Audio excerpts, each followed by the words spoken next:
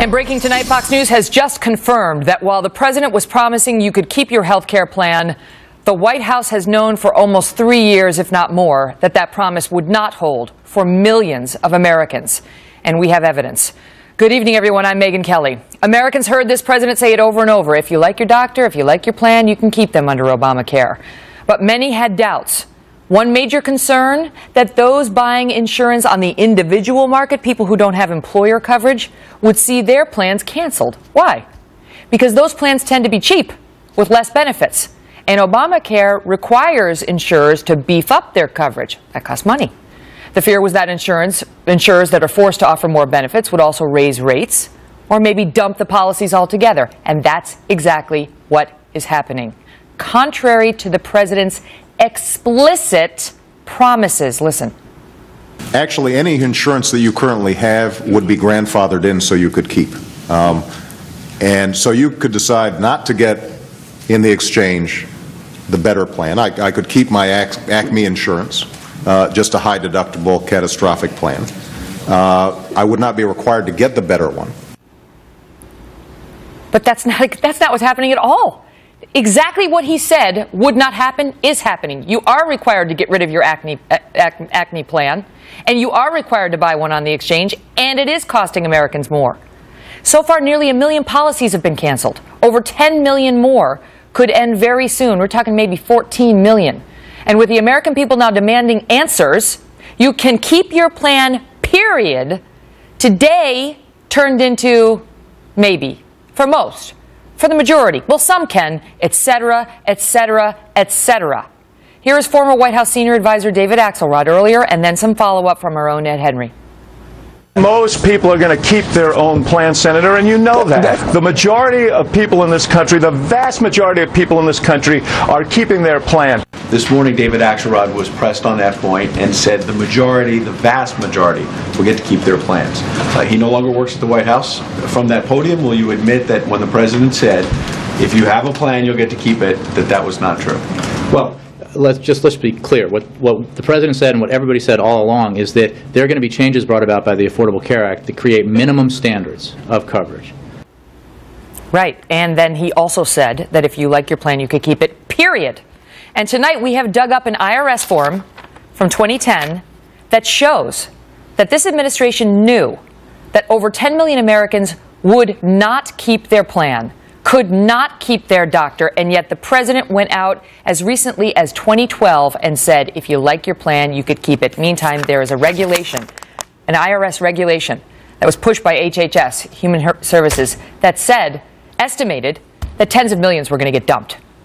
Mark Tease is a fellow at the American Enterprise Institute and a former speechwriter for President George W. Bush. And I mean, this is it. It is one thing to say, we think you're going to, he said they were going to get to keep their plans, period. And now this regulation shows that months after Obamacare was passed, July, it passed in March, July, or before, I should say, before, they knew. They were estimating internally in the administration 10 million people are going to lose their insurance. You've got the smoking gun right there in your hand. Look, they knew. When President Obama looked the American people in the eye and said, if you like your health insurance, you can keep your current plan, period, no matter what, that was a bald-faced lie.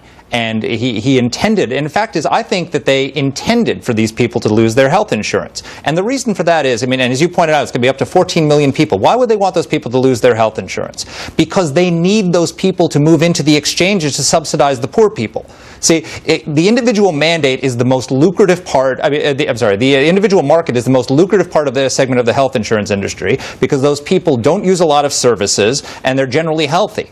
And so those are the people that they need to move into the exchanges in order to subsidize Obamacare. So while President Obama was going out there saying, you won't lose your health insurance, period, all along, they were planning for those people to lose their health insurance, 14 million of them, and move into the exchanges. So the president, as we watch this healthcare.gov website falling apart, he doesn't have to worry.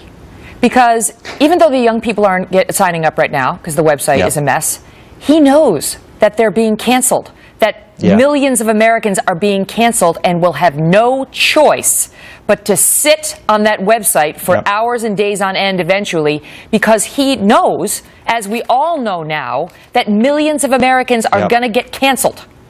But there's the rub. They didn't anticipate the failure of the website. And so what the problem is now if you're one of these 14 million or so people who are losing their current health insurance, you're stuck with two options. One is to pay these exorbitant new premiums that you can't afford because they're raising your insurance rates between 99 and 400%. Or go into the exchanges, except because the website doesn't work, you can't get into the exchanges. And so what's going to happen is, what the unanticipated consequence of this is they're pushing all these millions of people out of their health care that they liked into Obamacare, except the people can't get into Obamacare. So on January 1, you're going to have potentially millions of people who once had health care and no longer had it because of Obamacare. In that soundbite we played, you had Senator John Kyle specifically asking the president, what about the individual insurance market? Yeah. What about people who have their plans there? You're raising the requirements. That's going to cost more. People are going to get canceled. And there you heard the president specifically speak to this issue, saying it's not true. You can keep your Acme plan if you like your Acme plan. That is not true. Mark, thank you. Thank you, Megyn. We have much more on this, including this. In a Kelly File exclusive, we got a chance to sit down today with a few people from a growing group of Americans now losing their plans and their doctors. Well, we don't know all of the reasons yet. We know that these patients and their physicians believe it is due to Obamacare, and they're not happy. I don't want to change a doctor. I don't want to go to another office. I like my doctor. I'm happy. So many years I come here to this office. We got a letter in the mail, a very cold letter. All of a sudden you get a letter in the mail, stating that the doctor is no longer in the plan. They don't give you any reason why. With your specialist, you'll have to find somebody different too. So there's a phone number in here, this letter, that I can also call. And I'm saying, gee, what am I doing? Shopping for groceries or what?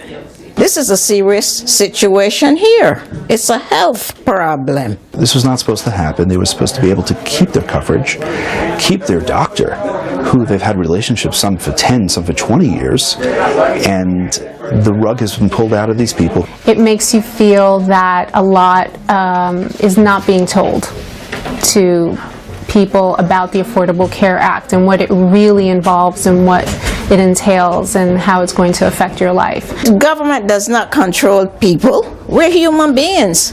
They can run the White House, but they can't tell us what to do, because what is in this letter is like they're telling you what to do. And I resent that. To start over again, it doesn't make it doesn't make sense. It does not make sense. This is not what we want. This is not right that the government is dictating to me what I have to take. I thought I would be safe. I thought I would have insurance going forward. Now I see it's a different ballgame. Particularly for seniors who need medical care the most, and they probably see their doctor more often in a month than most middle-aged or young people do throughout the year. It's not fair to shake up their world in this way. You really need a doctor who understands, who has a heart. So, they don't care for the old people. They let them go, let them die. We all have to die someday. We know that. But not when they say it. What we have is a bunch of 85-year-old people who are very confused and very angry. And who's listening? I hope somebody